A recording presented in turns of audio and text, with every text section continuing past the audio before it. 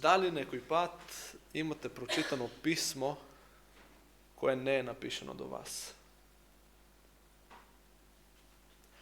Ама толку ве погодува како да е адресирано на моето име и презиме. И која е реакцијата? Морам и во каза мен да е напишано. Нели? Значи, писмото носи и друго име и презиме, адресирано е до друга адреса, ама некако стигнало во вашите раци и ви го читате и како тај човек да го прегледал цел ваш живот. Имате ли го тоа чувство додека ја читате Библијата? Пишувано 4000 години пред нас, пред јас да се родам. Ама кога го читам, како Мојсе и мене да ме видел. Или ајде у поблиска историја, како Павле да видел што се случувало на мене 4 април 2025 година. И го пишува това. Исто како да е напишано за мене. Му пишува на Тимотеј, ама како да го прегледал цел мој живот. И знае со што се борам, со што се мачам, кои се моите мани и кои совети треба у тај момент да ги примам.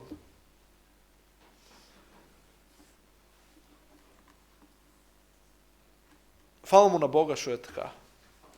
Што Библијата не е некоја архаична книга која што е напишана за некој народ, за некој човек далеко у минатото. Е напишана.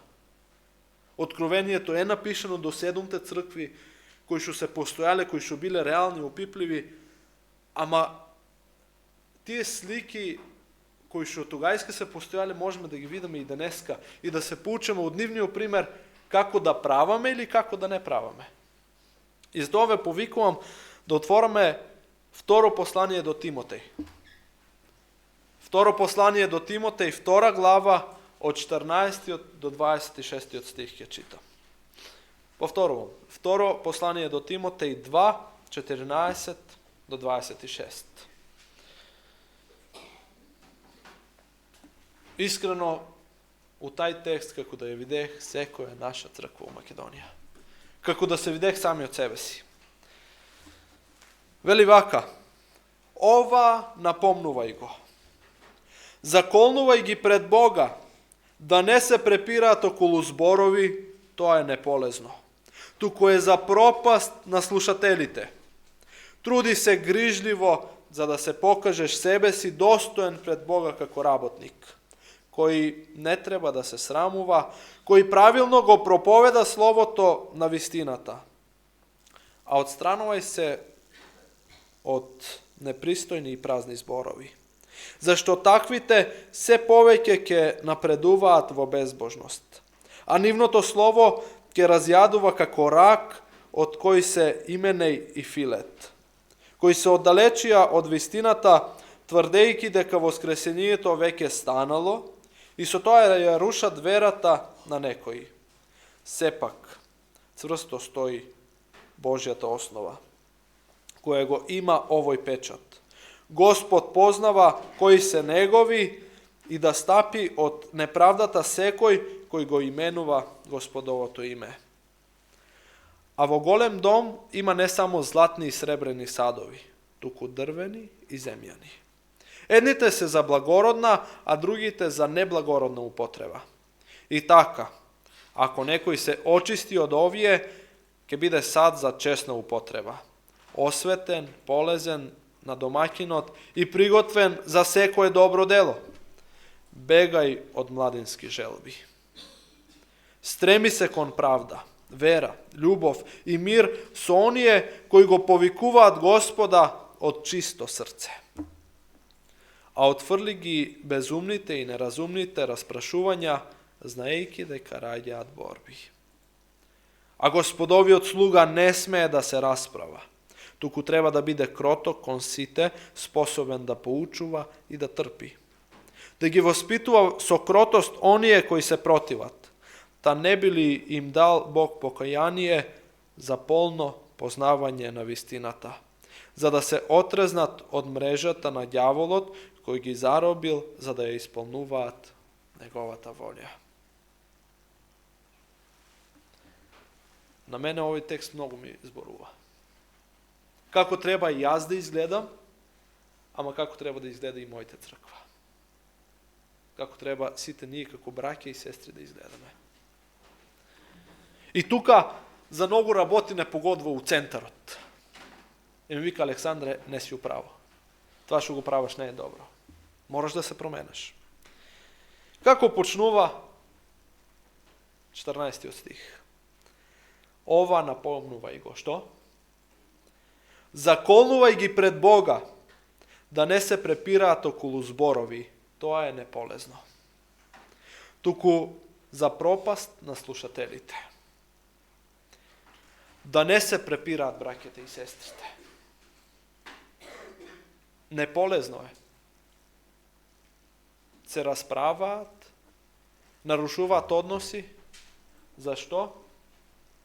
За утре ден да не можеме да се погледнеме во очи. И не само што вели дека е неполезно, туку тоа е за штета на другите кои слушаат.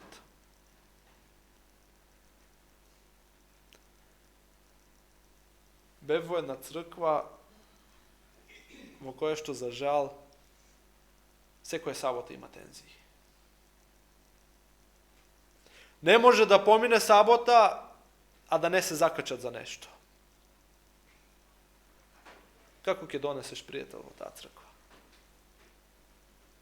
Како ќе донесеш некој и ќе му кажеш: ние веруваме во Бог. И дорбев во таа црква, и се уште одам, јас се прашувам: Боже, дали сме ние христијани? Дали ние го читаме истото свето писмо? Што вели Павле? Заколнувај ги пред Бога да не се препираат. Наместо да градиме, ние рушиме.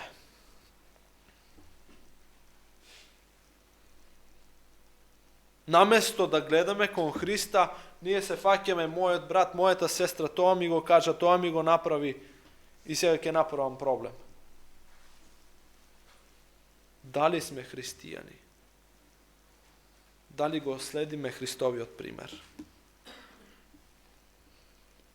Тоа е неполезно. Тоа е за пропаст на слушателите. Ако се расправаме ти и јас, и ако некој го слушне тоа, и ради таа наша расправија створи грешна слика за Бог, брате и сестро, може би ти и јас ќе носиме неговата крв на нашите глави. Ти и јас може би неосетно, но ќе живееме со грижа на совест. Затоа што некој ради нас створил лоша слика за Бог.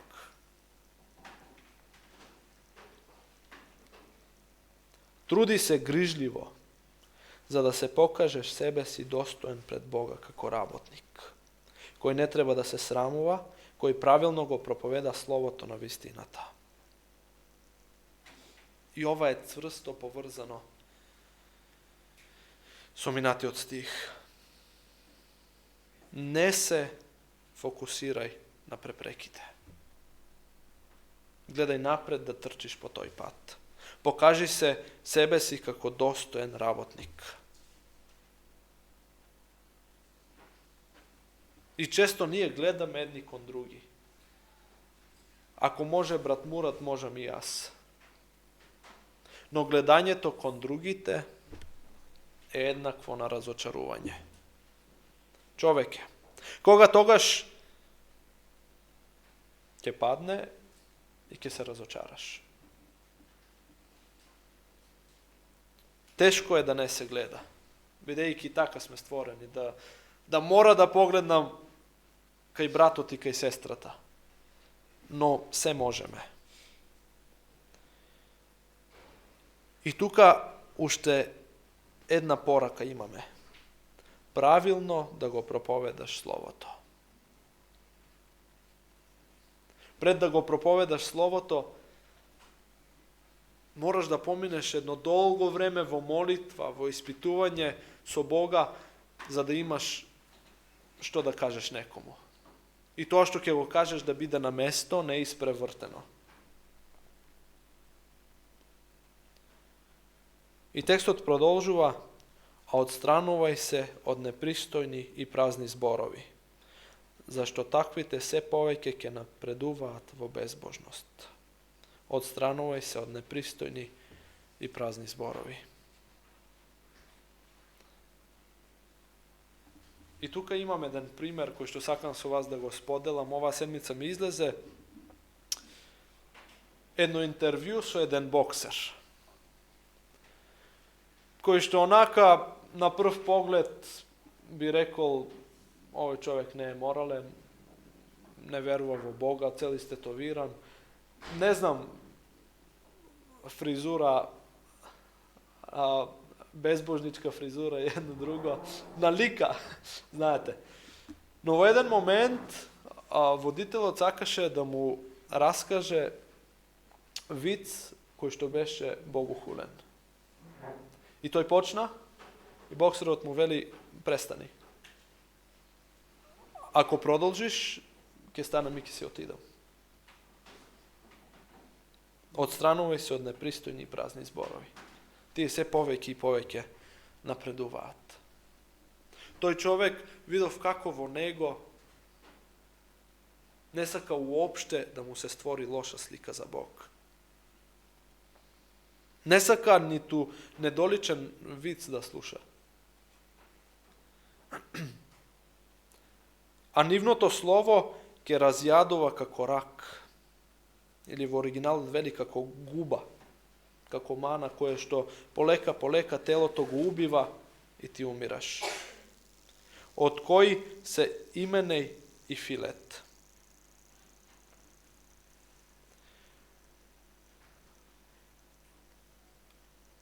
Сите ние се фалиме со таа здравствена реформа која што имаме во десната рака. И пазиме што јадеме, како јадеме, кога јадеме. Пазиме што влегува на уста.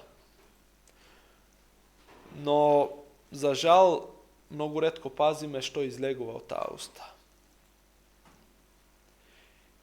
Пазиме што влегува на уста, а не пазиме што ни влегува на уши и на очи. Се повеќе и повеќе се плашиме да не добиеме некоја физичка болест. Но, браќи и сестри, што е со нашиот ум? Дали тој е болен, да се така изразам? Дали тој е заразен со овој рак кој што се опишува во 17 стих? И тука Павле опишува некои двајца луѓе кои што се спомнуваат во посланието до Тит, Имене и Филет. Вели кои се оддалечија од вистината, тврдејќи дека воскресението веќе станало и со тоа ја рушат верата на некои. Ако мислевте дека првата црква била совршена, гледаме сега една друга слика. И таа била составена од луѓе кои што имаат мани, кои што грешат. Но, првата црква имала една јака страна. А тоа е, да не бидам абстрактен, ама нивниот поглед бил секогаш кон Христа. Што и да правеле, се прашувале како Христос би постапил во оваа ситуација. Ако го тргнеш погледот како овие двајца луѓе, Имене и Филет, паѓаш. Проблем. Имаме пример. Петар дуроди по вода. Се дур гледа во Христа, тој чекори, ги победува сите физички закони, сите природни закони. И штом го тргнал погледот од Христа, тој пропаѓа. тоа е една голема pouka за нас. Гледај кон Христа. Не да се препираме и не да ова наша црква биде место каде што нон-стоп ќе бараме грешки кај другите, туку да знаеме зошто доаѓаме. Зошто си во оваа црква? Да дојдам и да го прославам Бога. И моја цел е да јас го прославам мојот Бог, мојот Христос, мојот Спасител со браќите и сестрите кои што се околу мене. Вели, сепак цврсто стои Божјата основа која го има овој печат. Господ познава кои се негови и да отстапи од неправдата секој кој го именува Господовото име. Сакам да слушнам што вие мислите за овој стих. Јас овие денови дури ја спремав ова проповед и размислував и читав и размислував и ништо ми не е јасно. 19 стих. Вели, значи го опишува проблемот и вели, сепак цврсто стои Божјата основа која го има овој печат. Господ познава кои се негови и да отстапи од неправдата секој кој го именува Господовото име. Што значат за вас овие стихови? Можете слободно да кажете. Каква pouка можеме да извлечеме од нив?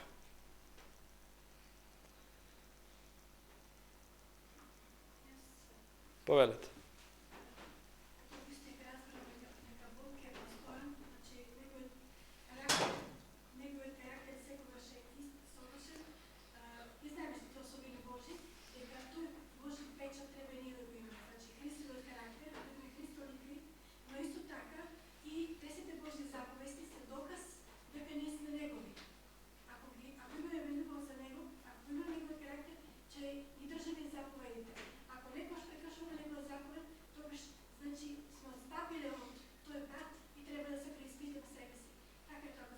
Фала ви многу. Дали има уште некој мислење? Ако не, ќе продолжиме. А во голем дом има не само златни и сребрени садови, туку и дрвени и земјани.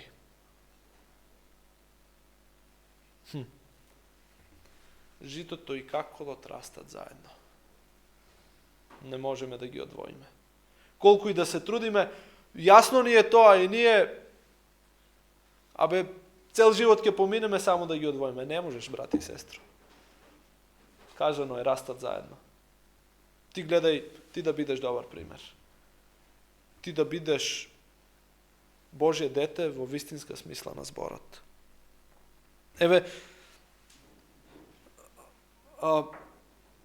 Имаме многу примери на луѓе кои што се разочарани затоа што некој таму направил тоа и тоа. Па да бидеме искрени, нашата црква не е собор на светци. Туку собор на луѓе кои што секојдневно грешат. Но битно е кон што се стремиш, кон кого гледаш.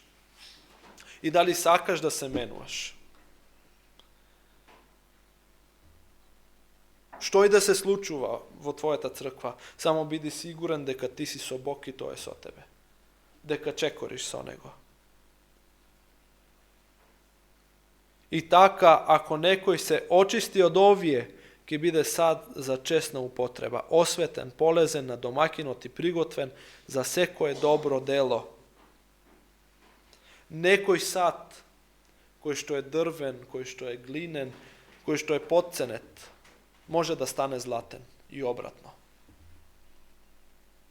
Ние ги гледаме грешките во другите и сакаме одма да пресечеме, а забораваме колку ти и јас сме грешни. Но овој стих јасно ни кажува, некој може да се промени. На луѓето им треба шанса која што и тебе самиот ти е пружана. Немој одма со осудување, со расправање. И не знам дали знаете,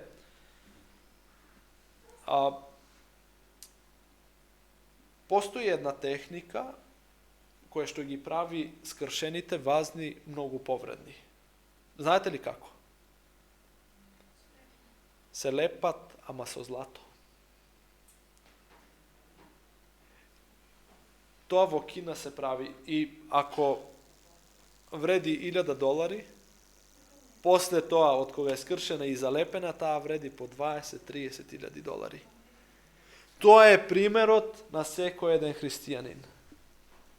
Ти и јас сме скршени и преку Христа сме залепени со злато.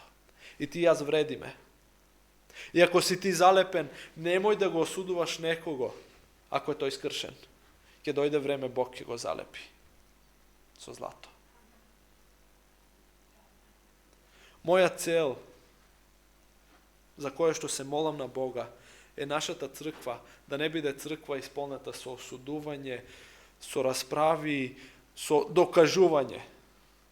Туку едноставно да живееме така како што зборуваме. Да гледаме кон Христа без престан. И секому, ако Бог нам ни дава втора шанса кој што сме грешни, одново и одново, кој сме ти и јас да судиме? Кој сме ти и јас да скршениот сад го згазиме и да направиме прав од него? И ти и јас сме грешни.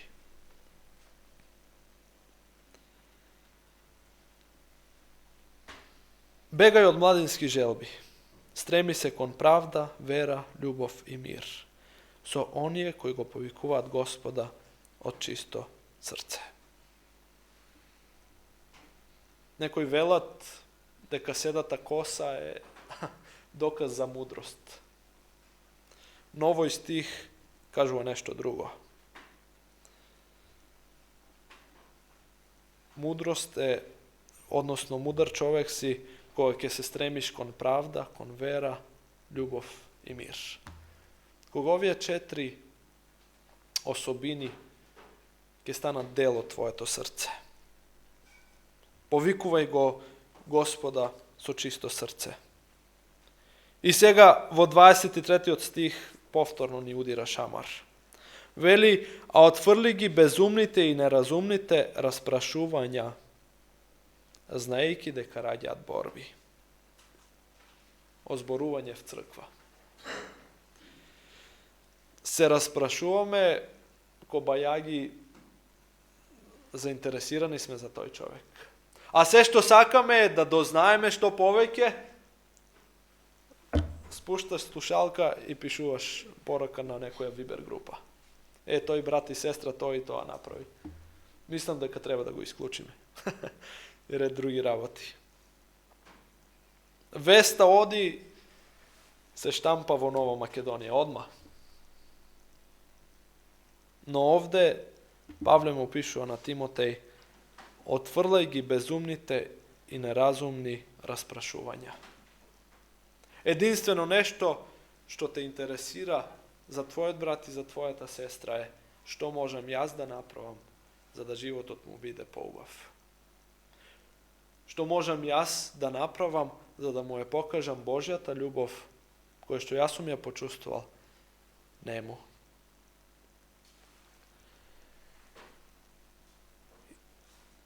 И потоа Павле завршува, вели: а Господовиот слуга не смее да се расправа.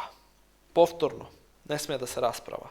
Туку треба да биде кроток кон сите, способен да поучува и да трпи.